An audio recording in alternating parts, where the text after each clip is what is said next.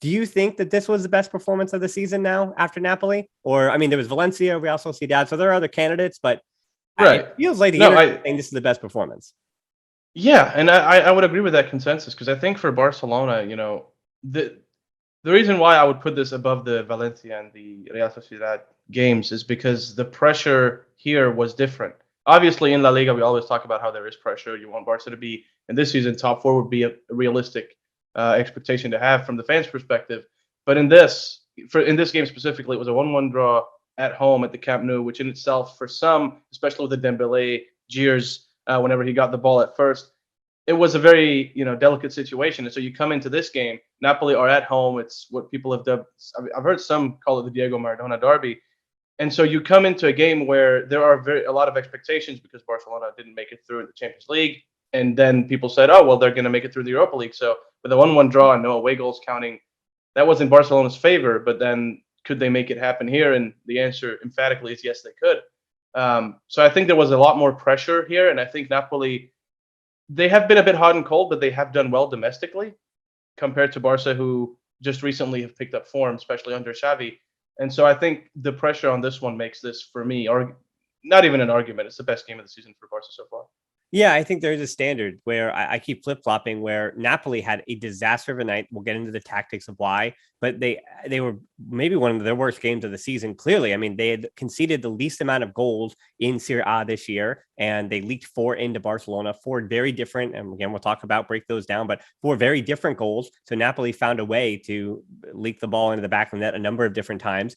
And yeah, right. Conceding in a way that they normally don't with a very stout defense. Usually we saw again last week in the 1-1 that they're tactically a very sound team, but Barcelona completely dominated them. So as much as I want to say, well, Napoli had a really bad match. I mean, Napoli were in a good way, with the exception of actually just prior to their match earlier in the week, they did have trouble playing out of the back. And Xavi, not to say he did his scout then because he played them last week, but he capitalized on the mistakes that they made on Monday. Right. And he was the one.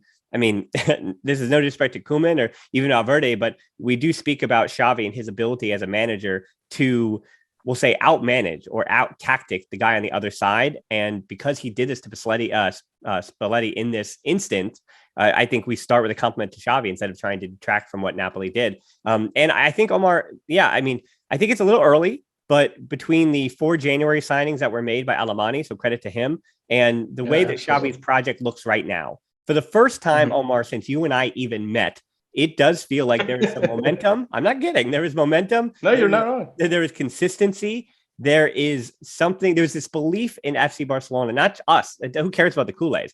The players on the team and the manager, right? Like there is something in that club that believes in itself again that hasn't been there in a long time. I say that, a long time. And I think you're right that it is the best performance of the year because it coalesced in a big European night. It's Europa League, so you can roll your eyes. You're still waiting on that big away Champions League win, of course. But to win a big away fixture in Europe where there was a bit of pressure, right, to show up, then it means that Xavi's creating momentum, creating belief. And somehow that's even more important than the tactics. But, I really want to talk about the tactics. But I think that might even be more important than the tactics.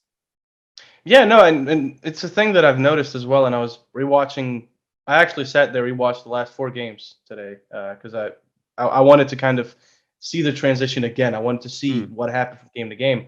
And it became very clear to me that Xavi's – and this is the thing. I don't want people to think that I'm saying Xavi is the same as Mauricio Pochettino because Pochettino has had his downs in Paris.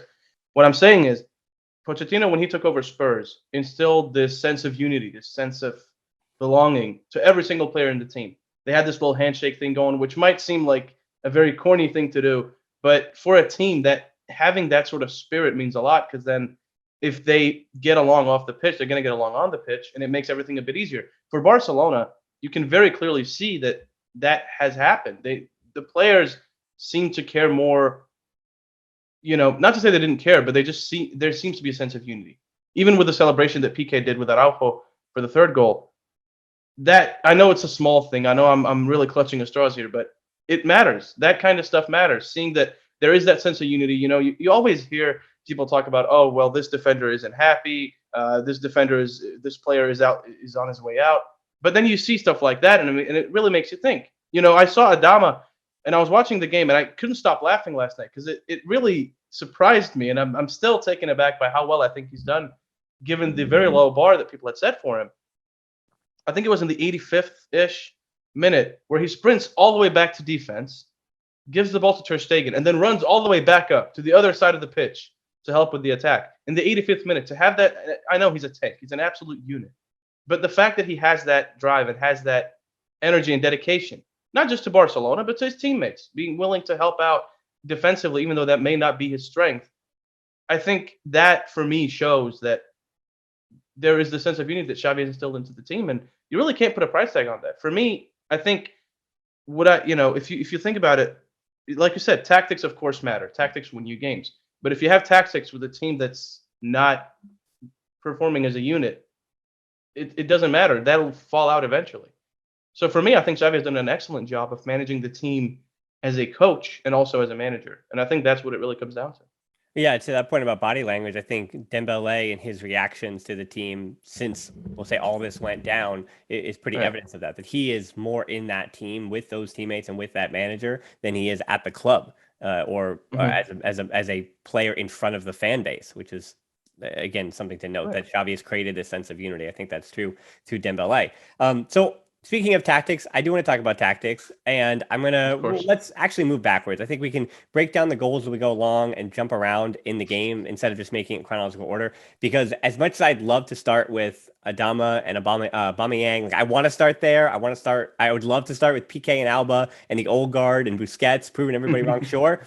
But I think we have to talk about De Jong, because yesterday was emblematic of when PK and Alba and Busquets play well, yes, you get a certain level. Pedri is always going to, I'm expecting him every game to give me a certain level. Right. He's still great. I know we do that every week. I have nothing new to add. Pedri's still great from that. He was great when I had the podcast earlier in the week. He's still great. Nothing has changed on Pedri. I'm not rolling my eyes at that, but, and then we'll talk about even Dest and some of the things there and Ferran Torres, whatever. But I think De Jong shows you when he has a great game and everybody else around him is also playing well and doing their jobs, De Jong certainly has the ability to be one of those players that takes Barcelona from a good team to a great team. Like he is one of those important players and that's why people say to sell him, or people were considering selling him, right? Because it's so necessary that he is influential that when he isn't influential, you question his very presence in the team at all, right? And yesterday, all of those were thrown out the window, all those ideas, because he made complete sense. And it wasn't just on the second goal, right? The second goal came as a byproduct of what he was doing when Napoli had the ball, his press, the way he was picking up space, the way he was looking for space.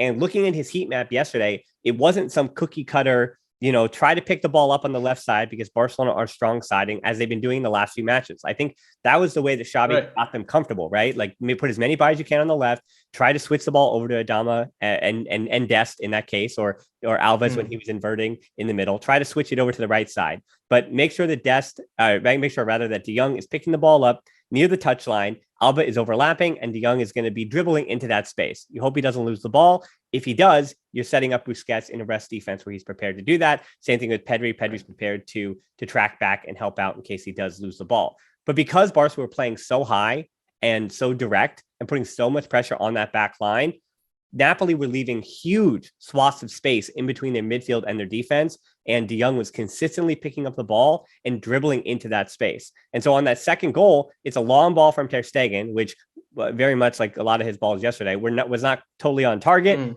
goes off the head of one of the Napoli midfielders, and then right into the path of Ferran Torres, who showed some good skill to get the ball back to the feet of De Jong. And then De Jong did what he does best. It's dribble into space. He was gaining confidence with every yard. And yeah, it's uncharacteristic that he's going to plant a Golazo in the top right corner from 25, 30 yards out. Yes, of course, that's not going to happen every match. But you could tell that not only was he playing with confidence, but he was playing with confidence because he trusted in the system that Xavi has put forward for him to succeed in. It's not just about Pedri and Gabi and Busquets and La Masia graduates and De Jong not being able to curtail to that. De Jong looked really good yesterday in a way that I think is replicable as long as his teammates continue their level at that way and Barca can continue to stay as organized as they are.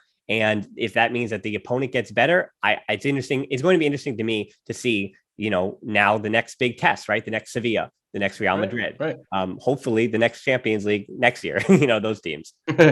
Yeah, no, absolutely. And I think you make a great point with Frenkie, because that's the thing that I've been, even when people were really adamant on, oh, Barcelona should sell him, I was always one of those defending him, saying, well, he's only as good as his teammates are. And if his teammates aren't performing, given the role he has, if his role is pick up the ball, drive forward, he needs to have the players around him playing well so he can actually deliver a good pass or take a shot or whatever it may be.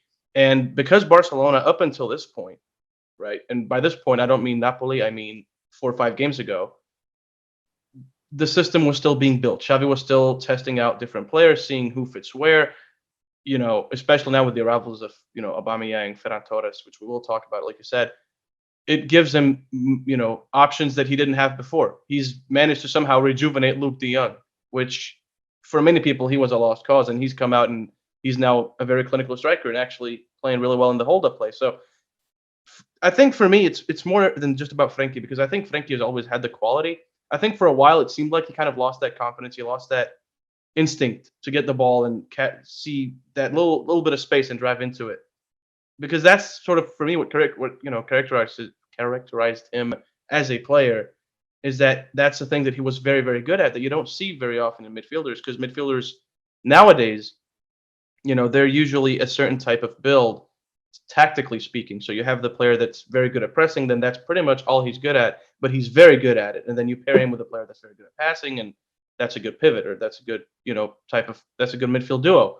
With Frenkie, he's capable of doing so much, but I think for a while it seemed like he was limited, whether that was tactically from what the coaching staff had told him to do, whether that's from his teammates' runs, whether that was his confidence, which I think shot down.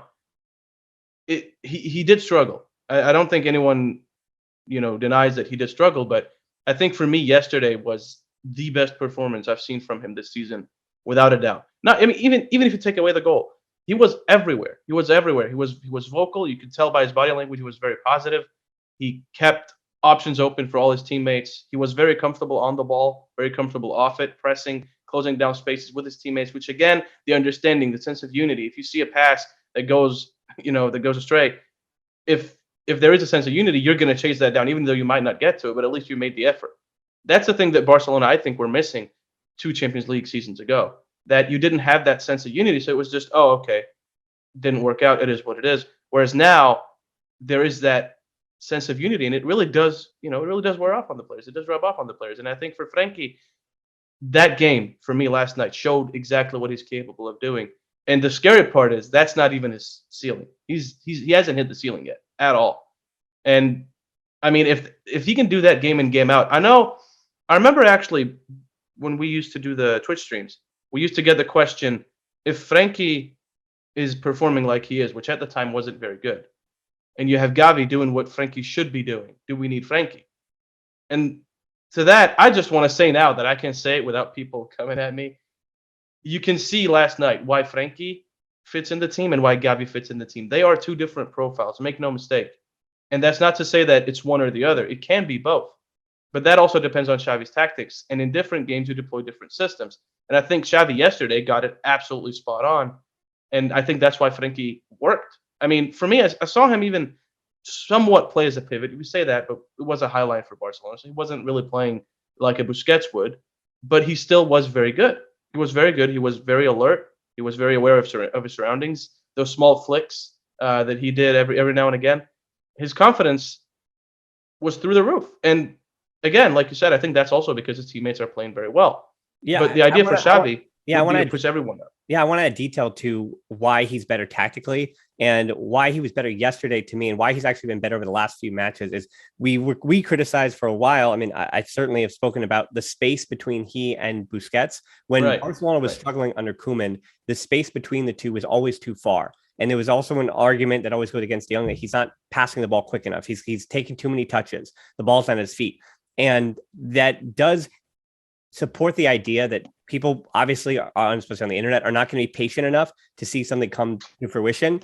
And so for Frenkie to be able to one-touch passes, and which again maybe not come natural to him in the way that it does Busquets and Pedri and Gabi, Right. but for him to know where his teammates are in those spaces in a new system does take time. And I'm hoping that we are seeing the fruits of that labor of being patient, right? Because Xavi made the field wider, and particularly last night, he also made it vertically more narrow, which has been really important to Barcelona. And what happens, what we talked about, right? That it's one thing to have De Jong and Busquets on top of each other defensively, because then they cannot defend the entire field. But if you're going to press so high as a unit and keep a high line, then that big Busquets was the one who was farther forward, usually in that high press, to the point where there were times when Busquets was setting up at the edge of the penalty box, the opposing penalty box. And then De Jong and Pedri, they were tasked with breaking down that space between them, the midfield, and the back line. And PK and Araujo and Des, those three in particular, because Alba was always subjected to get forward, those three in particular, their job to cut the counterattack down was to slow Osimhen and Insigne in particular down enough where De Jong and Pedri were able to make up that ground. And they did pretty much every single time.